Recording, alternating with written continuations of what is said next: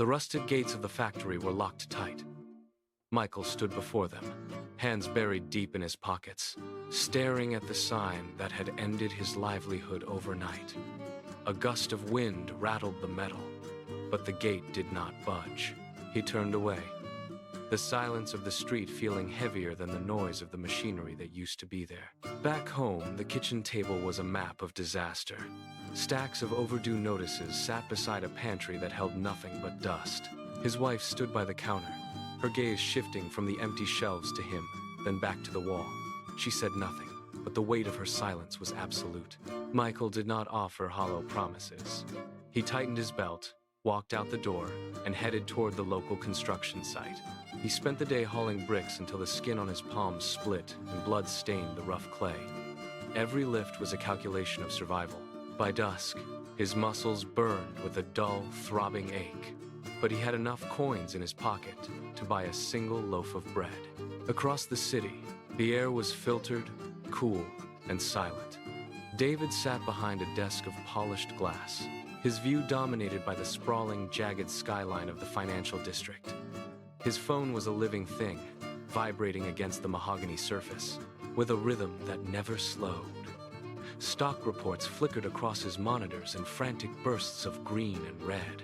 Legal notices piled up in neat, intimidating stacks. He did not look at the clock. He did not look at the photos on his shelf. When his phone flashed a name he recognized, he swiped it away without a second thought. There was no room for personal calls in the architecture of his day. He reached for a lukewarm cup of coffee, his eyes never leaving the scrolling data that defined his reality. He was a man surrounded by millions, yet he was entirely alone in the glow of his screens. He checked his watch, stood up, and adjusted his posture, preparing for the next board meeting. He was the master of this glass cage, blind to the fact that the foundation was already beginning to fracture. The boardroom was cold. David took his seat at the head of the table, his tablet ready to display the quarterly projections. He tapped the screen to pull up the primary ledger, but the file failed to load. He tried again. Access denied. A ripple of murmurs moved through the room. He turned to his lead manager, a man he had mentored for years, but the chair was empty. A single envelope sat in its place. David tore it open. The numbers inside were impossible. Every account, every reserve, every liquid asset had been drained into untraceable offshore channels. The silence in the room became a physical weight. David stood up, but the floor seemed to tilt beneath him. The pressure in his chest spiked, a sharp, rhythmic constriction. He gripped the edge of the mahogany table, his knuckles turning white, but the wood felt slick and distant. The faces of the board members blurred into gray smears. The world tilted 90 degrees. As he lost his footing, the polished floor rushed up to meet him, and the sound of the meeting dissolved into a hollow, ringing static. The hospital corridor smelled of harsh chemicals and floor wax. Michael walked past rows of closed doors, his boots clicking against the linoleum. He reached the end of the hall and pushed open the heavy door to the recovery ward. Inside, the room was dominated by the rhythmic, mechanical pulse of a monitor. David lay against the stark white pillows, his skin sallow, and his eyes fixed on the ceiling. He looked smaller than Michael remembered. Michael pulled a plastic chair to the bedside, the legs scraping loudly against the tile. He reached out and gripped David's hand, feeling the thin, cold skin. David blinked, his gaze shifting slowly, his voice a dry, broken rasp. "Why are you here? You have your own burdens to carry." Michael did not let go. He leaned forward, his presence grounding the room. Family does not wait for an invitation. David tried to pull his hand away, but Michael held firm, his grip steady and unwavering. The monitor continued its steady, artificial beat, but the tension in David's jaw finally slackened. He let out a long, shuddering breath, his eyes closing as he accepted the contact. Once David returned to the mansion, the house felt cavernous and silent. Michael moved into the study, pushing aside the remnants of David's corporate life to clear a workspace. He spent the nights under the harsh glare of a single desk lamp, his eyes burning as he shifted through stacks of financial ledgers. Every page was a maze of figures and dates. He started with the most recent entries, tracing the flow of capital backward. For 3 days, he found nothing but standard operations. Then, he noticed a recurring pattern in the wire transfers. Small fractional amounts diverted to an obscure holding account. He pulled a ledger from 2 years prior and laid it against the current records. The numbers did not match. He grabbed a red pen and circled the inconsistencies. The path led directly to the manager David had trusted most. Michael worked until his fingers were stained with ink and the sun began to bleed through the curtains. He gathered the documents, organized them into a chronological stack, and walked to David's desk. He placed the evidence down, pressing his finger firmly against the red ink.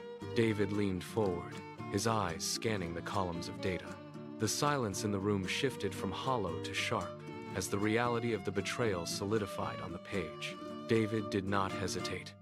He picked up the phone and dialed the authorities, his voice steady as he laid out the evidence Michael had unearthed. Within hours, investigators arrived at the office. They moved through the halls, seizing computers and locking down the executive suites.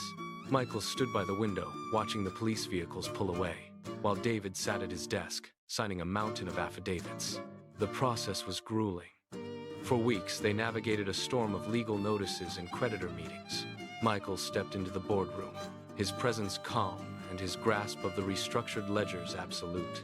He walked the board through the new, transparent accounting protocols, his integrity cutting through the noise of the panic. The investor stayed. David handled the external vision, mapping out the path forward, while Michael managed the internal operations, ensuring every dollar was accounted for. By the end of the month, the firm was no longer hemorrhaging capital. They worked side by side, transforming the business into a stable entity. The next morning, David pulled his car to the curb of a narrow, uneven street. He stepped out, his gaze lifting to the house. It was small, cramped, and leaning slightly to the left. A patch of shingles had peeled away from the roof, leaving the wooden frame exposed. He walked up the cracked concrete path, his footsteps echoing in the quiet neighborhood. He reached for the door, but stopped. Through the window, he saw a chair held together by duct tape and a kitchen table scarred by years of heavy use. He pushed the door open, the hinges groaning in protest. The air inside smelled of damp wood and long-term neglect. David walked into the small living area, his eyes scanning the walls where the paint was flaking in long, jagged strips. He realized that while he had been drowning in board meetings, Michael had been fighting a silent daily war just to keep a roof over his head. The weight of that truth hit him like a physical blow. He stood in the center of the room, his hands trembling as he touched a worn-out shelf. David turned, his eyes locking onto Michael. He did not speak for a long moment, the weight of the room pressing between them. He reached into his pocket and pulled out a set of keys, placing them firmly on the scarred table. Beside them, he laid a contract. Michael stared at the papers, his jaw tightening. He pushed the documents back across the wood, his hands clenched into fists. David stepped forward, placing a hand on Michael's shoulder to stop the protest. "This is not charity," David said, his voice firm. "It is family. We are one unit now." Michael looked at the keys, then at his brother, the tension in his shoulders slowly draining away. They spent the following week packing. The small, cramped house was emptied, its burdens left behind. They moved the families together into a larger space, merging their lives under one roof. The company flourished, driven by David's vision and anchored by Michael's integrity. They were a single force moving forward. Years drifted by, marked not by the frantic buzz of phones, but by the steady rhythm of a business built on trust. The office had changed. The glass walls were no longer a barrier, but a window into a workspace where two men worked in tandem. Gray had touched their hair, and the sharp edges of their past struggles had softened into a quiet, enduring strength. One afternoon, as the light slanted low across the mahogany desk, a reporter sat across from them, asking the inevitable question about their greatest achievement. David did not look at the ledgers or the sprawling corporate charts on the wall. He turned his head, his eyes settling on the man sitting beside him. Michael met his gaze, a small, knowing smile touching his lips. David leaned forward, his voice steady and clear. When the money flowed, the house was full of strangers, he said. When I fell, they all left. He was the only one who stayed. Michael reached out, pouring a glass of water, his movements practiced and calm. He looked at the reporter, then back at his brother.